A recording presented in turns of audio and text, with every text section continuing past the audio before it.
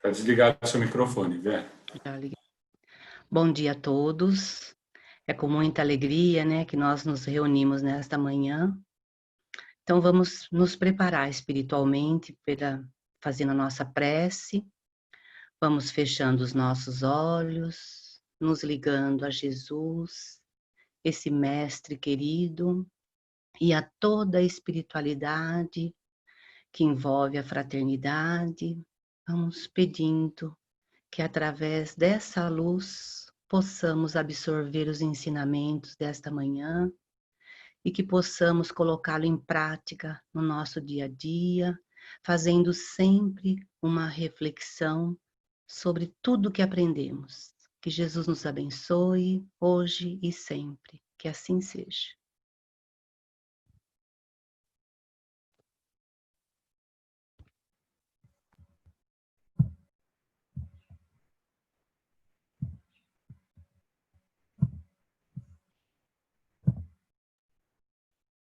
Tá, vocês estão vendo? Eu não estou vendo nada agora.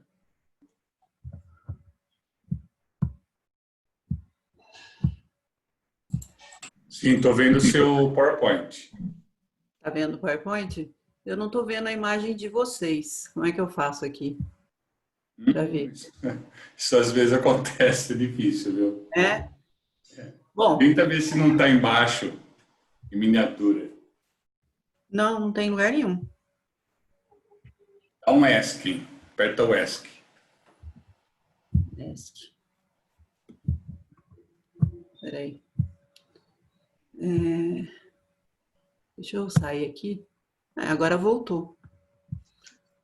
Voltou todos vocês, mas saiu o slide. Deixa eu ver aqui. Isso acontece, viu? Talvez você tenha que fazer sem ver as pessoas. Tá bom, então vamos lá.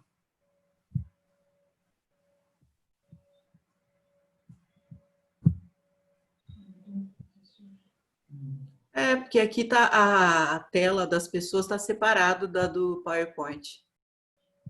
Será que eu posso pôr as duas? Não, não posso. Bom, então vamos lá. Deixa eu colocar aqui.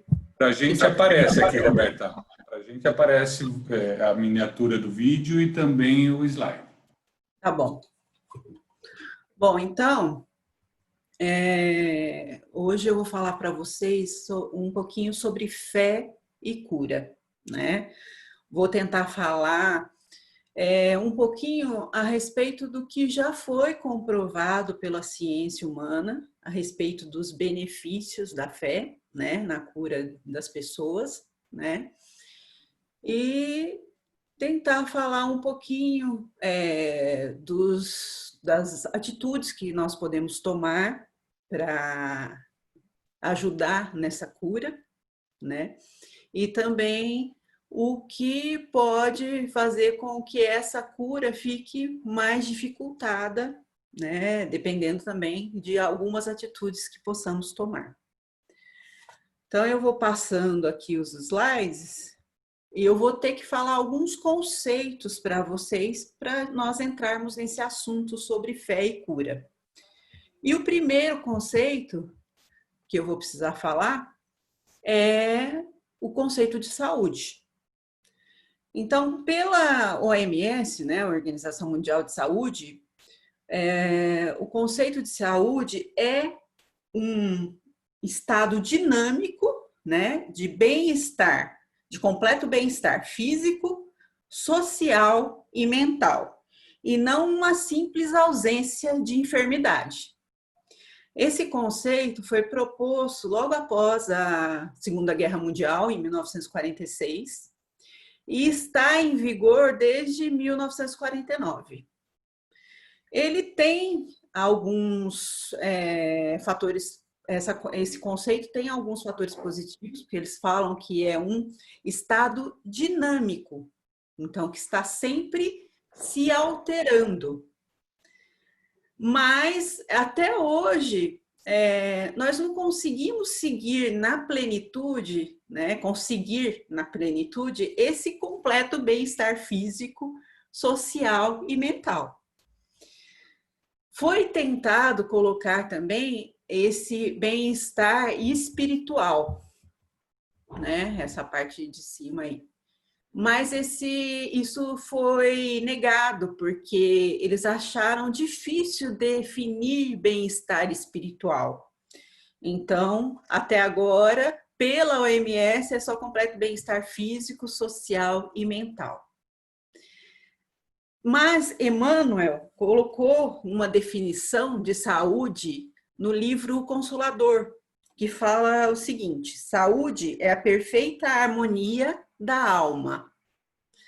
Então, como nós estamos aqui, né, numa aula sobre o Espiritismo, e nós sabemos da dimensão que a saúde tem que ter uma dimensão maior do que a física, então eu acho interessante colocar que a saúde tem que ter também esse bem-estar espiritual.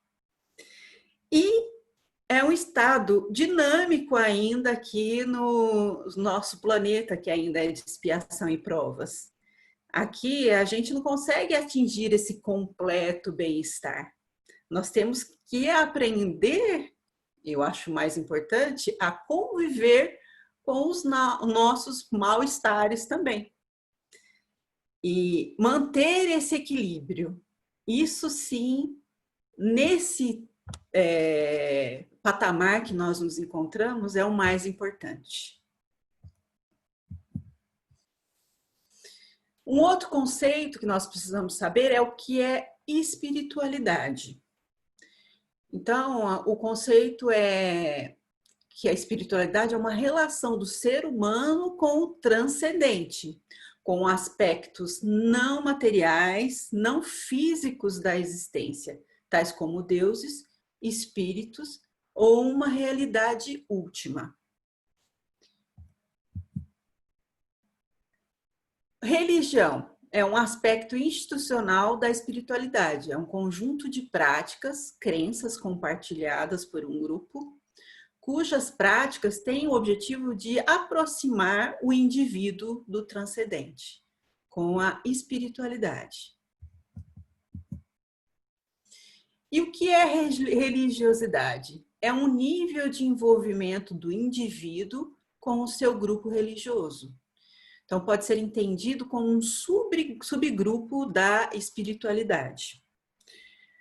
E o mais importante que eu vou falar hoje é sobre essa espiritualidade, essa religiosidade com relação à cura.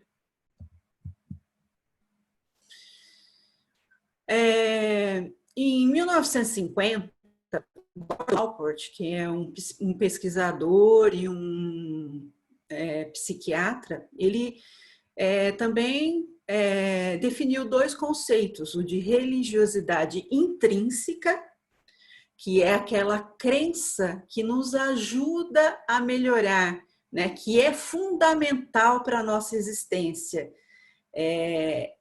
viver a sua religião. E religiosidade extrínseca, que está associada ao conforto, a uma convenção e a um utilitarismo. Ele coloca entre aspas, usar a religião, né? E essa religiosidade extrínseca, às vezes, está relacionada com alguns preconceitos. Então, nós vamos falar principalmente da religiosidade intrínseca, aquela que muda a pessoa, que mexe com o que há de melhor dentro da gente. Harold Koenig é um dos mais importantes pesquisadores na área de saúde e espiritualidade. E ele definiu, né, fez esse conceito que eu vou ler para vocês agora. Que o médico ele deve cuidar do paciente por inteiro. Que além do físico, o médico deve levar em consideração o indivíduo como um ser social, psicológico e principalmente espiritual. E que a crença em um ser superior, a prática religiosa e a fé são elementos que elevam o bem-estar do paciente e a esperança dos mesmos. Ele fez até 2018 114 estudos que relacionavam cura com espiritualidade. E desses, 91, ele concluiu que os religiosos são mais felizes e têm um bem-estar mais elevado que os não crentes.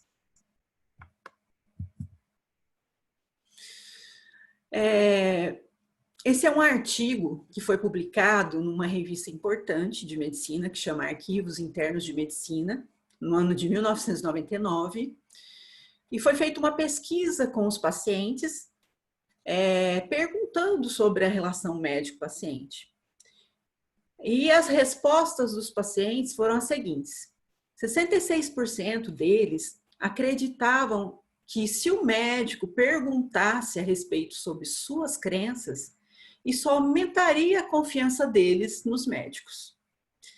45% deles achavam que as suas crenças deveriam influenciar nas decisões médicas.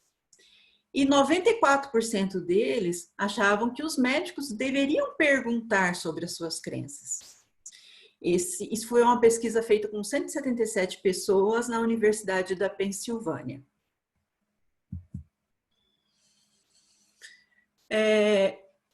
Houveram estudos, né, que relacionaram mortalidade com religiosidade e espiritualidade. Desses, 3 revisões sistemáticas mostraram que o alto nível de religiosidade está associado à menor mortalidade. Quer dizer, houve uma diferença de 7 anos na expectativa de vida entre aqueles que nunca vão à igreja e aqueles que frequentavam semanalmente. Então, foi uma redução de 18% a 25% na mortalidade. Entretanto, conflitos religiosos estão associados a um aumento dessa mortalidade em 6%. Esses conflitos religiosos podem ser definidos como uma religiosidade usada de uma maneira negativa, então uma religiosidade negativa. Então, o que é? É a correlação entre o sofrimento religioso, o pensamento de que Deus o abandonou, a revolta contra a doença, o questionamento se Deus realmente ama a pessoa, né? Então, isso foi relacionado com um aumento do risco de mortalidade.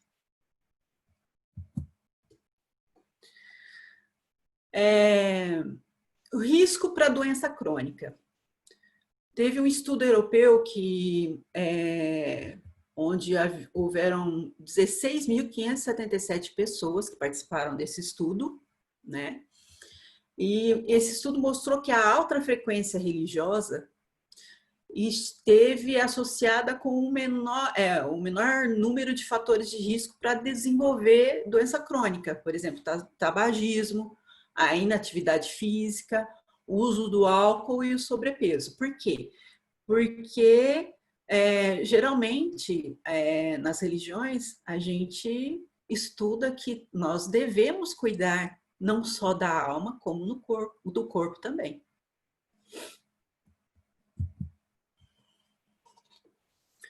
Um estudo sobre as atividades de vida diária. Foram estudos feitos com pacientes idosos. O primeiro deles, que foi um estudo longitudinal feito nos Estados Unidos, com um número de quase 3.000 pacientes, mostrou que a frequência religiosa regular, né, num período de 7 anos, teve uma redução em 30% na chance de desenvolver dificuldade para essas atividades de vida diária, que são, por exemplo, subir uma escada, né, se agachar para pegar alguma coisa, né, fazer alguma atividade dentro de casa. Então, esse estudo mostrou uma menor chance de dificuldade para fazer esses atos. E um outro estudo transversal, feito também com 1.500 pacientes, mostrou que a frequência religiosa foi associada com o menor nível de limitação e das atividades de vida diária e também da mobilidade. Com relação a desfechos cardiovasculares, esse primeiro trabalho, esses primeiros 2 trabalhos, né, essas 2 referências aí de baixo, né, mostram que a religiosidade esteve associada a menores desfechos cardiovasculares, quer dizer, menor nível de hipertensão, que é a pressão alta, um menor nível de doença arterial coronariana, que é o infarto, por exemplo, e uma menor mortalidade por causas cardiovasculares. Um outro estudo também, com um N de 9.500 pacientes, mostrou que a religiosidade intrínseca, que é aquela que muda a pessoa, né, aquela fé verdadeira, está associada a menores níveis de pressão alta também. Um outro estudo também a respeito de desfecho cardiovascular, né, que usou isso aqui é um banco de dados, chama Yannis 3, que contém pacientes de vários países, né? Então eles pegaram 15.000 desses pacientes e esse estudo mostrou que a frequência religiosa também estava associada com menor pressão arterial sistólica, que é aquela pressão maior, né? Quando a gente mede a pressão, a gente fala assim, você está com a pressão de 12/8, né? Então a sistólica é o número maior, tá? Só para vocês entenderem. E que idosos, um outro estudo, né? Esses outros 2 estudos aqui, mostraram que os idosos mais espiritualizados também reportaram menor risco de pressão alta também que os demais. Com relação à dor, esse primeiro estudo é um estudo brasileiro, né, que entrevistou 110 idosos em reabilitação, cujo principal diagnóstico era de osteoartrite, né, que é uma doença crônica que causa muita dor. E esse estudo mostrou que os pacientes com maior religiosidade apresentavam um menor nível de dor numa escala de dor que eles empregaram para fazer esse trabalho. Um outro estudo,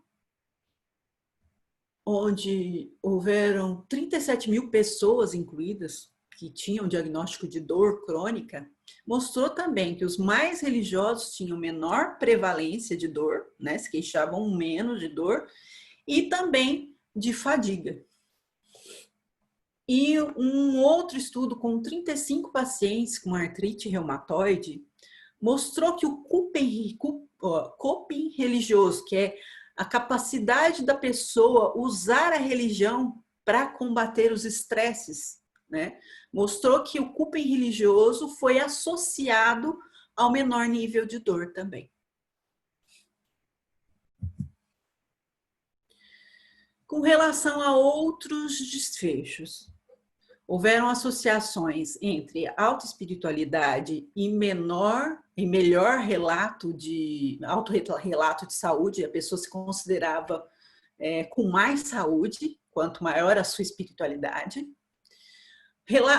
Associação também entre alta religiosidade e menores níveis de hospitalização. E também entre frequência religiosa e menos doenças. A pessoa se considerava mais saudável quanto maior a sua frequência religiosa.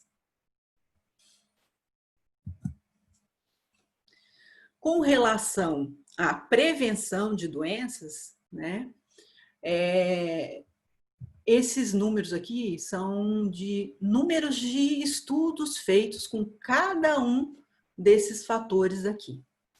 Então, com relação à prevenção de tabagismo, né, houveram 137 estudos, 90% desses estudos com uma relação inversa, quer dizer, quanto maior a religiosidade, menor o risco, menor o nível de tabagismo, né? Com relação à atividade física, também uma relação inversa, quanto maior a religiosidade, uma relação direta, quanto maior a religiosidade, mais as pessoas faziam atividade física.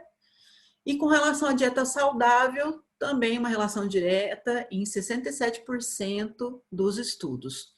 Aqui vocês estão vendo que 4% tiveram relação inversa com relação a essa dieta saudável. Esses 4% são aqueles que têm uma religiosidade negativa, né?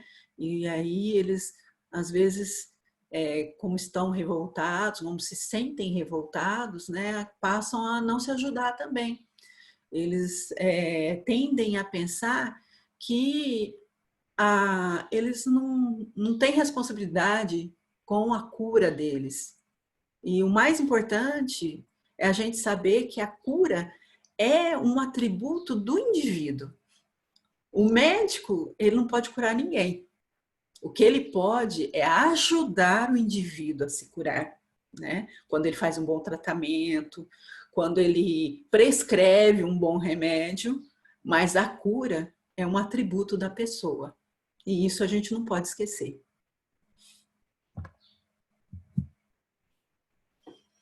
Com relação à saúde física, também vários outros estudos, né, que vocês estão vendo aí na tela, né? Por exemplo, com relação a níveis de colesterol, 52% dos estudos mostraram a relação inversa, quanto maior a religiosidade, menor os níveis de colesterol. Com relação ao diabetes, 36% mostraram uma relação inversa.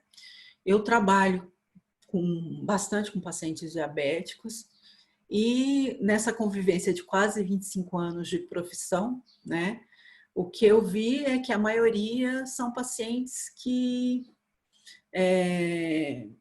não aceitam a doença, né? Eles se revoltam contra a necessidade de fazer uma dieta diferente dos demais, né? E então eles se revoltam contra a doença. Por isso, né, que a grande maioria não pratica uma dieta do jeito que deveria ser feita, né? E acabam se prejudicando, né? Então, aqueles que aceitam a sua doença, né? Aqueles que usam, né, junto dessa aceitação, a religiosidade de uma maneira melhor, né? Eles vão ter uma qualidade de vida bem melhor também. Com relação à demência, aqui vocês estão vendo que houveram 21 estudos, né? E isso daqui, 48% mostraram uma relação inversa, quer dizer, os pacientes que têm maior nível de religiosidade, eles tendem a evoluir para a demência de uma maneira muito mais lenta. Eles, na maioria das vezes, não deixam de evoluir, mas vão evoluir de uma maneira muito mais lenta. E com relação a câncer aqui, que vocês estão vendo nessa última linha, aqui mostra que a qualidade de vida dos pacientes que tinham câncer era bem maior com relação ao nível de religiosidade que cada um tinha, tá? O Coing, que é aquele pesquisador, né, que tem bastante trabalhos em religiosidade e cura, né? Ele tentou propor alguns mecanismos em que a fé, né, teria um efeito sobre a saúde física. E a primeira proposta foi essa feita em 2001 aí, que mostrava assim que a religião, né, da pessoa ia mudar a sua qualidade mental, a sua saúde mental, o seu suporte, a sua relação social, né? E os seus comportamentos de saúde. E que isso ia interferir no estresse hormonal, no sistema imune, no sistema nervoso autônomo, com relação à descoberta da doença e aos tratamentos das complicações, e também com relação a comportamentos de risco, como o tabagismo, álcool e uso de drogas. E isso ia melhorar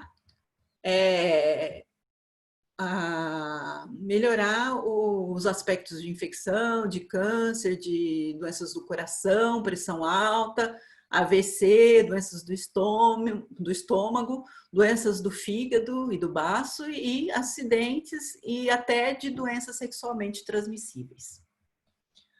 O outro mecanismo, que é esse mais complexo, mostra o quê? Que acreditar em Deus, e aí ele já coloca que todos os níveis de religiosidade, desde uma prática pública até utilizar dessa religiosidade para o estresse, né? E aqui seria o comprometimento, né? Com essa melhora, né?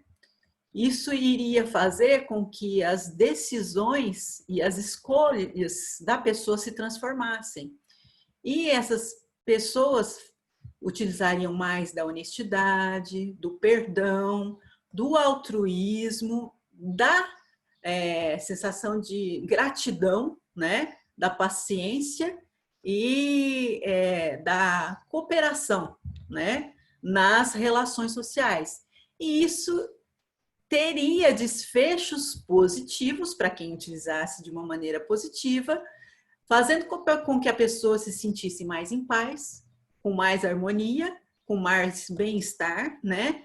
Com mais felicidade, mais esperança, fé e melhor adaptada às situações. Os mecanismos que já foram comprovados, né, em laboratório para aqueles pacientes que têm uma religiosidade positiva foram esses que eu vou falar para vocês agora. Primeiro, o cortisol é um hormônio relacionado ao estresse, né? É um hormônio que está relacionado a vários desfechos negativos, por exemplo, na parte cardiovascular. E foi comprovado, através desses 3 trabalhos aqui, né, que o nível de cortisol está mais baixo nas pessoas com maior religiosidade. A proteína C reativa é um marcador de inflamação e ela está relacionada com o risco de infartar. Quanto maior risco de infartar. E nesses trabalhos, 3 também trabalhos, mostrou que o nível de proteína C reativa era menor naqueles pacientes mais religiosos.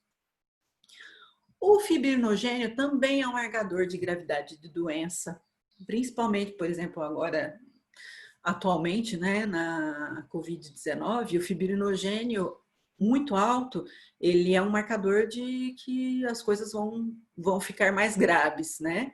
E o fibrinogênio foi mostrado também nesses trabalhos que quanto maior a religiosidade da pessoa, menor o nível de fibrinogênio. E também com as citocinas, que são marcadores de imunidade, de inflamação, né? Uma em especial, que é a interleucina 6, que ela, se, por exemplo, nos pacientes idosos que estão internados, o nível de interleucina 6 aumentado, também é diretamente correlacionado com a gravidade do problema. Então, os pacientes mais religiosos tinham níveis de citocinas menores. Isso aqui é só para dar uma pitadinha, né?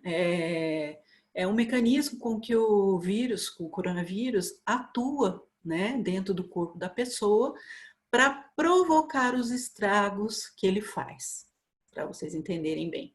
E um desses mecanismos não é diminuir a imunidade, é alterar a imunidade, é provocar uma bagunça total, e que é chamada de tempestade de citocinas.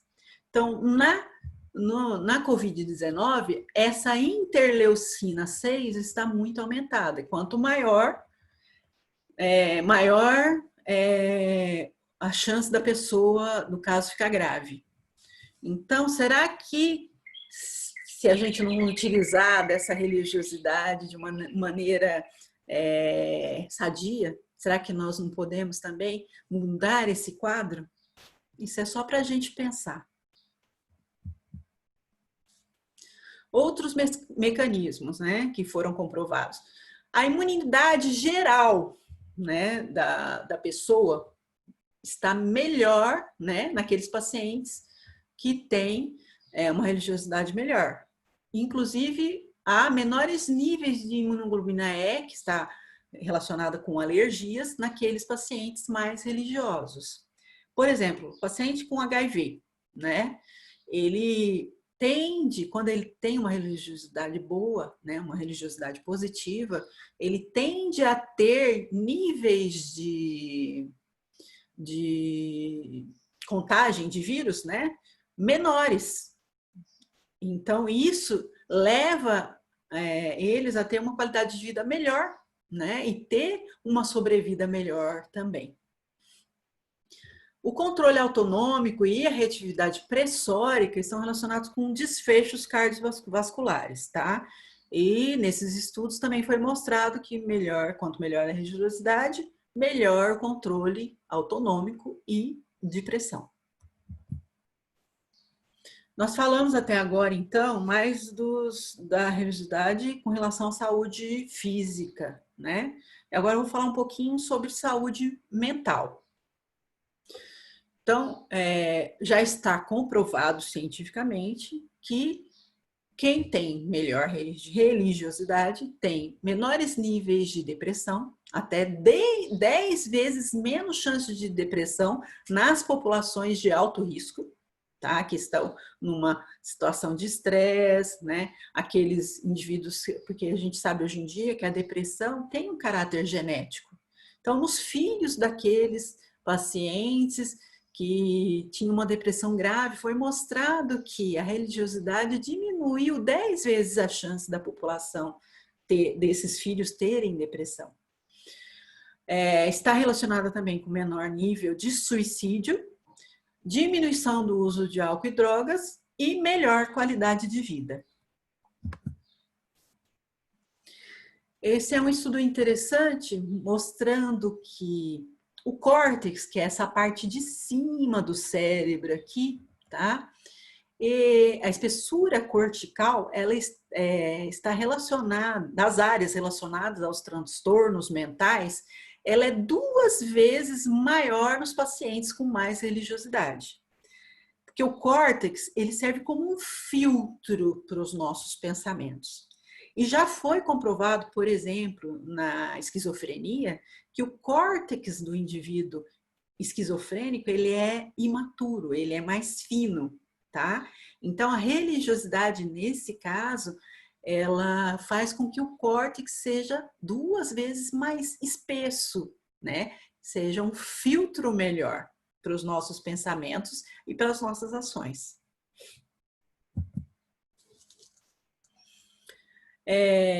Um outro estudo, publicado nessa Revista Brasileira de Psiquiatria, em 2011, né, um estudo feito pela USP, pela Universidade Federal do Juiz de Fora, com 1.500 idosos de baixa renda, mostrou que aqueles que frequentavam um grupo religioso tinham metade das chances de desenvolver distúrbios mentais, independente do melhor suporte social.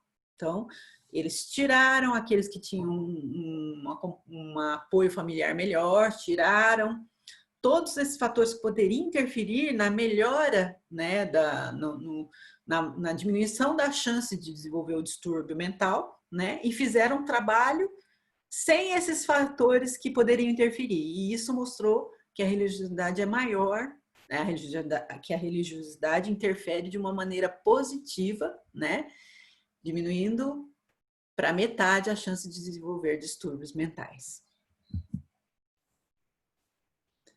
Com relação a distúrbio bipolar, né, que é aquele paciente que às vezes está em depressão e às vezes está eufórico, né, então vive a vida inteira numa montanha-russa, né, com muitos altos e baixos. Um estudo de acompanhamento de 2 anos desses pacientes mostrou que os pacientes que tinham uma religiosidade positiva tinham 10 pontos a mais na qualidade de vida. E aqueles que apresentavam uma religiosidade negativa apresentaram 20 pontos a menos na tabela de qualidade de vida que eles empregaram.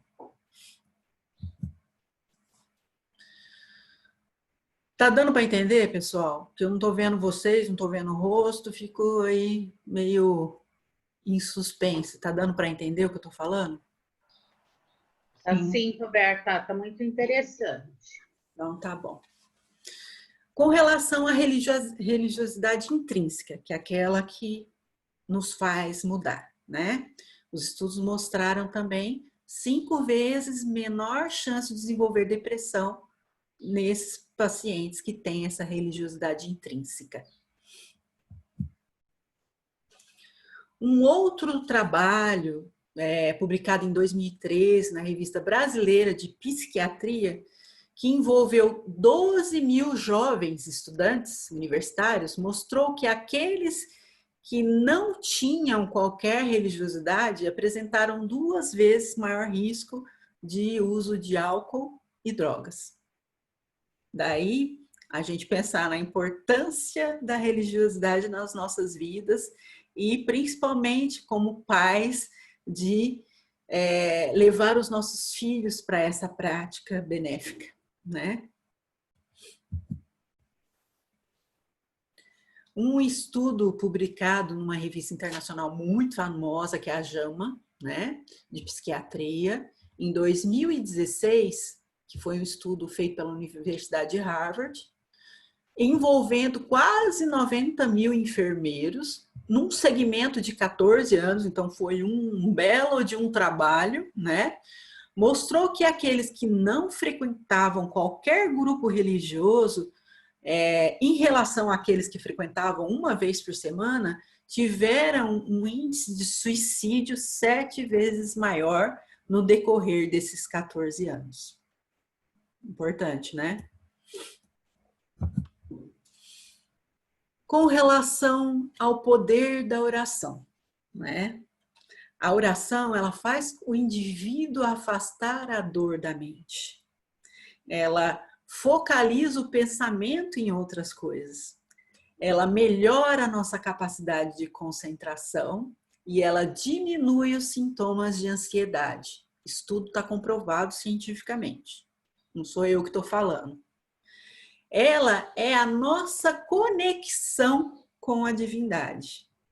Em um estudo do Dr. Eduardo Tosta, da Universidade de Brasília, né, ele fez o seguinte, ele pegou os residentes, né, os médicos que estavam se formando, né, e para cada um, ele deu um nome de um paciente, né, e pediu para que esse residente fizesse uma oração por aquele paciente no momento em que ele fosse passar por um procedimento médico, né. E quais foram os resultados? Que aquele que recebeu a prece teve maior estabilidade do seu organismo no momento da prece. E aquele que doou, aquele que fez a prece, se sentiu revigorado e mais feliz. Mas também, né, nesse mecanismo de cura, tem o tal do merecimento, né? O merecimento é definido como um critério adotado pela fonte de amor universal, Deus, né, que beneficia o indivíduo que encontra-se em débito com as leis morais. Tem relação direta com o processo de reforma íntima, né, reforma moral, que o beneficiado esteja experimentando na vida atual. Então, quanto maior o nosso processo de reforma íntima, maior as chances de conseguirmos um merecimento num processo de enfermidade, por exemplo. Esse texto eu tirei de um blog espírita, né, chamado Doutrina Espírita, e ele fala o seguinte, que a enfermidade, quando se manifesta, mostra-nos que para curar as feridas, né, as causas do passado, né, que se materializam em forma de efeitos, que são as patologias, as doenças, necessitam evoluir consciencialmente pela prática das leis de amor e justiça. Única forma verdadeira de atingirmos a qualidade que torna uma pessoa digna de alcançar um prêmio, um mérito, ou seja, a dádiva do merecimento. Então, o merecimento está totalmente relacionado com a nossa prática de amor, a nossa prática de caridade, né? E isso é muito importante. Eu estou lendo um livro agora que chama Cura e Autocura, de um médico espírita, é uma visão médico espírita também, né? E aqui tem um trecho que eu vou ler que tem tudo a ver com isso que eu acabei de falar. Ó, o efeito de uma ação amorosa de uma pessoa qualquer atua em si e em torno de si como um gatilho que dispara uma cascata de reações físicas, psíquicas e espirituais, gerando bem-estar e satisfação.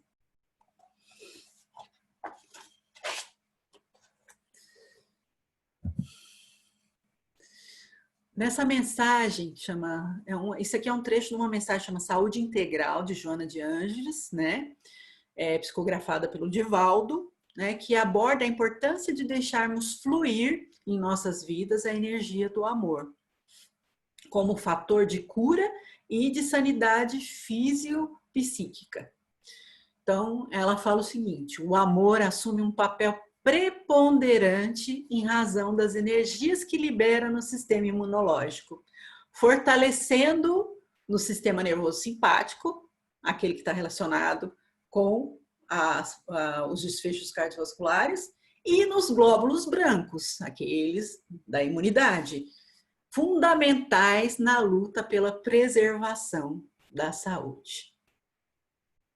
Muito importante também, né? O amor é capaz de tudo, né? Aqui é uma entrevista que o jornal Zero Hora fez com aquele pesquisador, né? O mais famoso nesses trabalhos de fé e cura, né?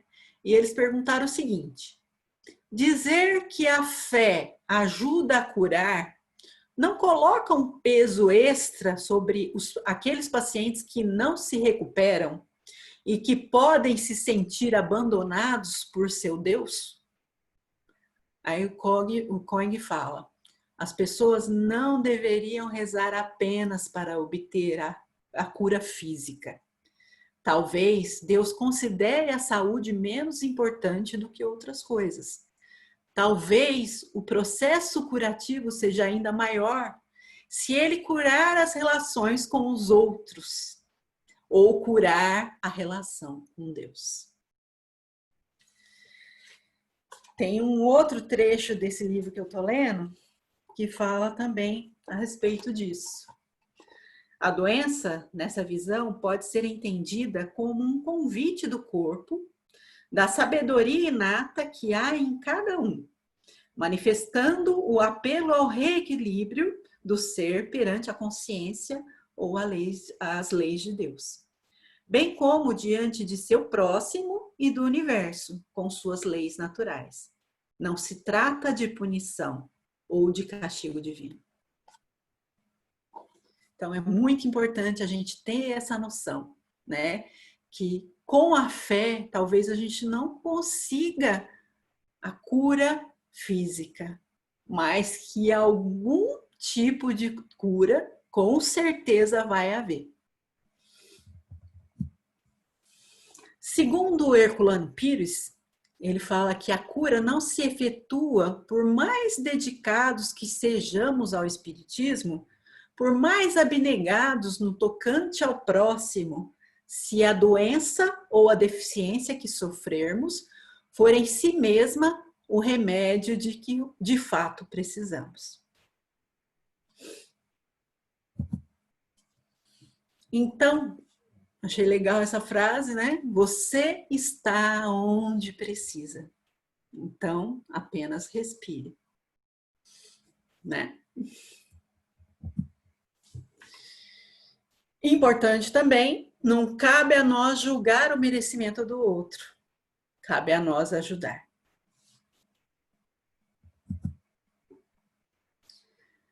Também importante, a fé é boa para a saúde, mas a medicina também é. Elas devem ser combinadas para um maior benefício. Sozinhas, tanto a fé como a medicina não funcionam tão bem. As pessoas devem procurar o médico para o tratamento médico e rezar e trabalhar no seu relacionamento com Deus.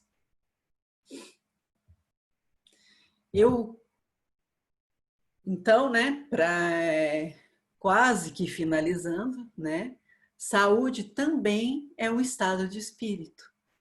Aceitar-se como é traz saúde. E a fé pode remover montanhas.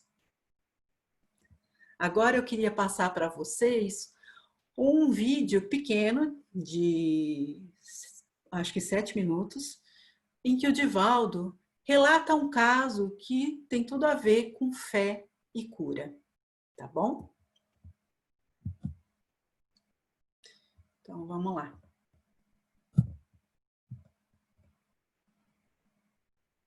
É possível manter saúde? Desde que saibamos manter o estado de espírito, nós poderemos manter saúde. O Dr. Bernie Siegel, cirurgião oncologista, paladino da saúde integral. Eu, por exemplo, poderei aqui estar absolutamente saudável com um câncer em grande desenvolvimento. Tecnicamente eu estaria doente, mas como esse câncer ainda não atingiu os feixes de nervos sensíveis e o meu cérebro não detectou a dor, eu estou com saúde. Então a saúde é esse bem-estar que nós poderemos e deveremos manter quando a doença nos chama a atenção para a problemática da agressão ao organismo físico, ou aos sentimentos, ou aos distúrbios mais profundos da psique. E ele narra do seu consultório uma bela experiência.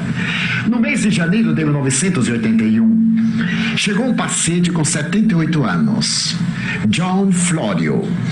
Era um homem jovial, corado, de muito bom aspecto. Ele disse que oportunamente sentia um mal-estar estomacal. E na época foi detectada uma úlcera. Mas naquele tempo ele era de temperamento violento e estava de mal com a vida. Resolveu dedicar-se à jardinagem e notou que o mundo é muito bonito e pode ser ainda mais belo se nós o auxiliarmos. Se ao invés de deixarmos espinhos pelo caminho, se nós plantarmos flores. Ainda mais se plantarmos árvores que deem flores, mas que também sejam frutíferas.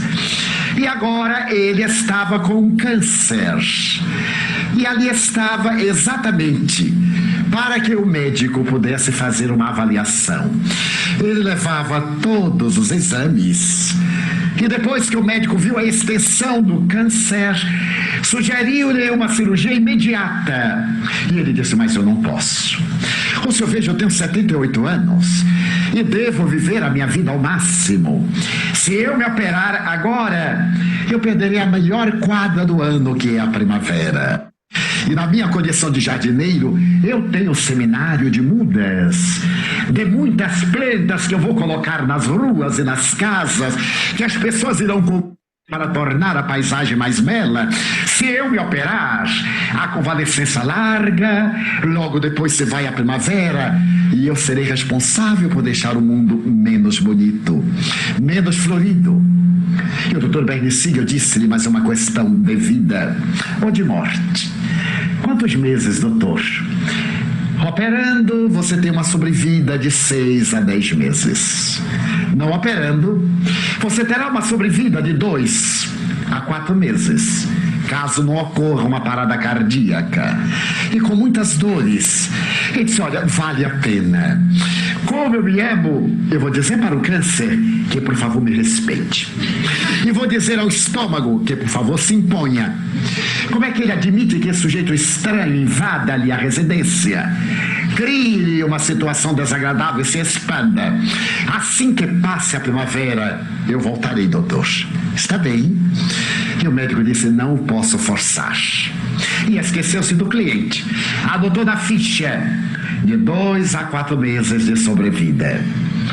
Oportunamente ele chegou ao seu consultório e ao examinar as fichas da clientela para atender no dia, lá estava John Florio. E ele verificou que se haviam passado 6 meses. Ele chamou a enfermeira e disse, você se enganou. Esse homem já morreu. Ela disse, então ressuscitou. Porque ele está aí na sala. E ele disse, mas não pode. Ele deve estar ao quebrado. Ela disse, não parece. Então mande-o entrar. E Johnny Florio entrou sorridente e disse, olá, doutor, vim operar-me agora. Porque veja bem, já acabou a primavera, já passou o verão, já estamos entrando no outono. E claro, eu então poderia operar-me no outono. Suportaria o inverno muito bem, teria bastante tempo para repousar e para preparar a primavera. Submeti a uma bateria de exames.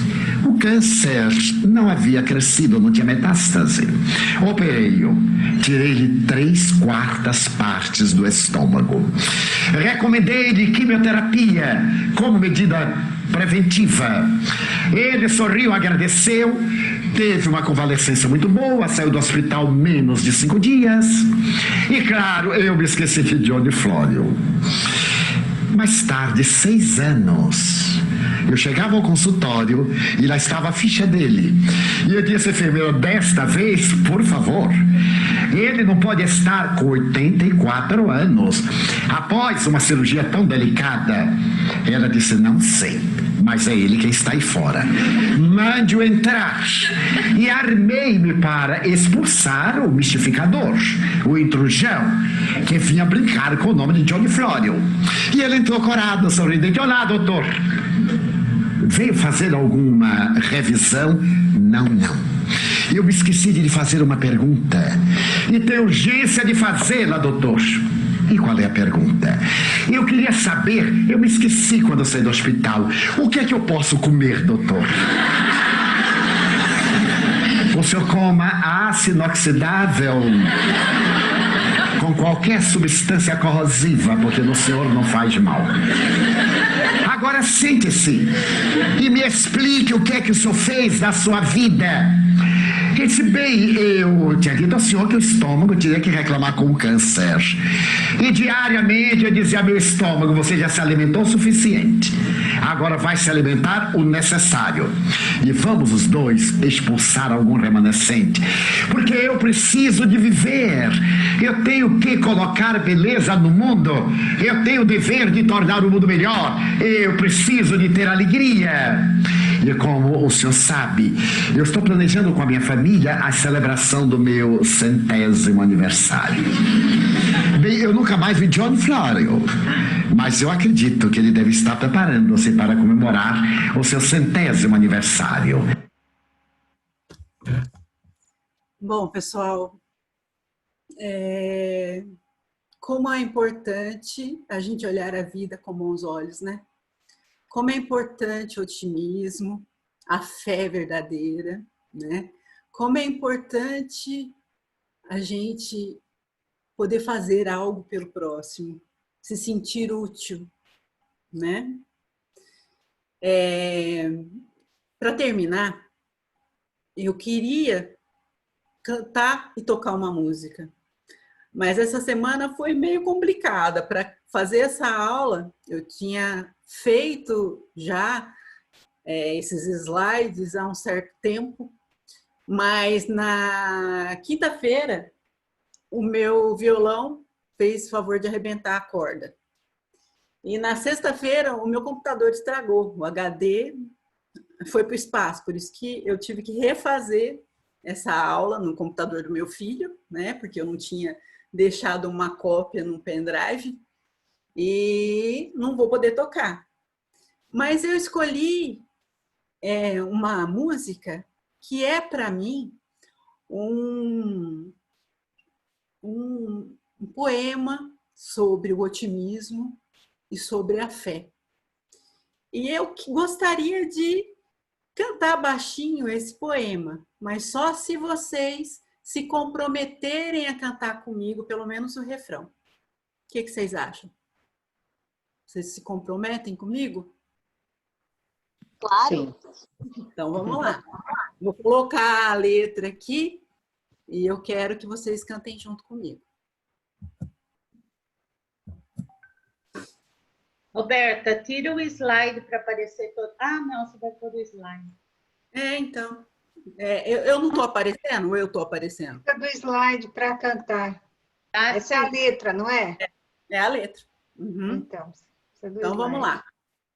Sementes do Manhã, de Gonzaguinha. Ontem o menino que brincava me falou que hoje é semente do amanhã. Para não ter medo que esse tempo vai passar. Não se desespere, não, nem pare de sonhar.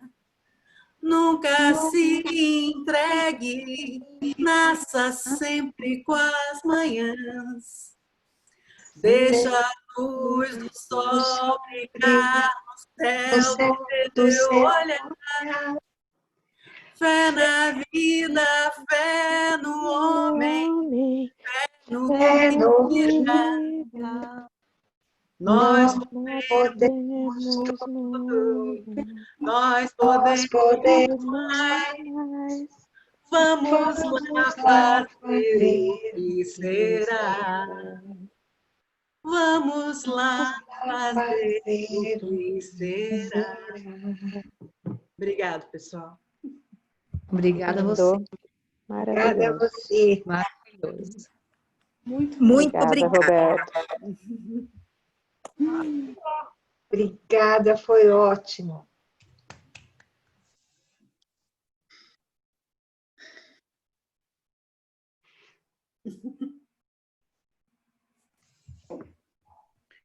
Então, vamos, neste momento, começar as nossas vibrações.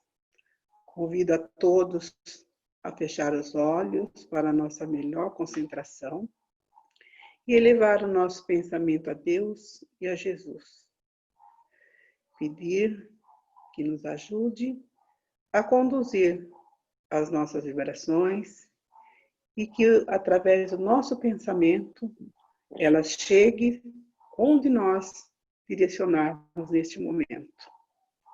Então, neste momento, envoltos numa luz de paz, numa luz de amor, é que nós vamos nos unir, mente e coração. Em primeiro lugar, vamos vibrar pelo nosso lar. Que esta luz nos dê força, nos dê coragem, nos dê equilíbrio físico e espiritual, para nós e para toda a nossa família. Vibremos para que seja feita a fluidificação da água, aquela água que vamos beber no término da nossa reunião. E agora esta luz que está nos envolvendo, que está nos acalmando, ela vai iluminar todo o nosso bairro. Que todos os nossos vizinhos sintam esta paz que estamos sentindo. Vamos percorrer com ela, vibrando pela nossa cidade, aumentando ainda mais esta luz, nós vamos vibrar pelo nosso país e pelo nosso planeta. Que esta luz, neste momento, toque a mente e o coração de todos os governantes desse planeta. Que eles usem o seu poder de decisões com mais amor, com mais caridade. Principalmente pelos governantes do nosso país. Vamos vibrar neste momento para que esta luz adentre em todos os hospitais, levando a esses nossos irmãos que se encontram neste momento num leito de hospital, força, fé, coragem, para que possam ter um pronto restabelecimento físico e espiritual. Vibremos por todas as equipes médicas. Vamos agora vibrar pelos asilos, pelas creches, por todos os presídios. Vibremos por todos os nossos familiares e amigos. Vibremos pela nossa casa de oração, que nesse momento uma luz adentre pela nossa casa e deixe ali energias positivas, que esse ambiente seja preparado para, no momento oportuno, nós possamos retorná-los às nossas atividades na casa. Vibremos por todos os frequentadores e assistidos da nossa casa, que não tenham a oportunidade de participar desses nossos encontros, que eles também recebam esta luz para o seu equilíbrio físico e espiritual. Vibremos pelos nossos amigos, nossos irmãos, que já retornaram para a pátria espiritual. Que todos sejam encaminhados de acordo com a necessidade e merecimento de cada um deles. Agora vamos retornar ao nosso lar, à nossa casa, e vamos vibrar por nós mesmos, ou por alguém em especial, por uma situação pelas quais nós estamos passando, que se for do nosso merecimento e o momento, que seja solucionado. E se ainda não for, que tenhamos fé, força e esperança para esperar o momento adequado, para que possamos superá-los com fé, esperança e coragem. E que esta luz, esta calma que estamos sentindo nesse momento, nós possamos mantê-lo conosco e assim iluminar todos aqueles que fazem parte do nosso convívio diário. Que assim seja, graças a Deus e graças a Jesus. E continuando com os olhos fechados, sinta-se de uma forma confortável. Focalize sua atenção na respiração. Respire e expire lentamente. Respire sentindo o ar entrando pelo nariz, enchendo nossos pulmões e depois saindo bem lentamente. Mais uma vez, respire e expire. Sinta-se seu corpo relaxando. Sinta sua fisionomia descontraindo. Sinta-se bem. E assim, estamos prontos para um passeio. Andando por um gramado, vamos sentindo o frescor da grama em nossos pés. À nossa frente, um portão chama a nossa atenção. E ao seu lado, uma grande árvore, com muitos galhos. Nela, vemos uma mensagem. Antes de passar pelo portão, pendure aqui todos os seus problemas, um a um. Vamos nos desfazendo deles, pendurando um a um. os nossos medos, nossas dores, culpa, mágoa, tristeza, ansiedade e tudo mais que nos aflige e nos incomoda neste momento. Nos sentindo bem mais leves, passamos pelo portão e encontramos um belíssimo jardim, com flores das mais variadas espécies, uma explosão de cores, um perfume suave, que revigora a nossa alma, trazendo alegria, coragem, segurança, aceitação, liberdade, a renovação da nossa esperança e a certeza que estamos amparados sempre por Deus nosso Pai, por nosso amado Mestre Jesus e pela espiritualidade que tanto faz por nós. Guardando esse momento em nossas mentes e em nossos corações, estamos prontos para recebermos o passe coletivo que vai nos fortalecer ainda mais para a nossa jornada. Muita luz.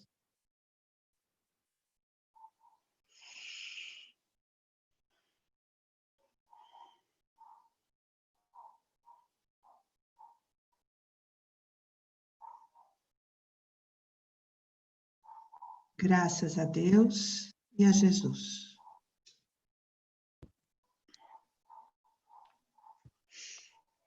Então, neste momento, vamos fazer a nossa prece de encerramento. Continuemos com os nossos olhos fechados, ligados a esse ambiente que nos envolve nesse momento, esse ambiente espiritual. Agradecendo primeiramente a Deus por esse momento tão único para todos nós, com todos esses conhecimentos. Agradecer a Roberta, que compartilhou de todas essas pesquisas, de todos esses conhecimentos, e que possamos procurar essa religiosidade intrínseca, né? Que é o nosso caminho da nossa felicidade, que encontremos essa luz e essa responsabilidade. Que assim seja. Graças a Deus e graças a Jesus. Que assim seja. Que assim.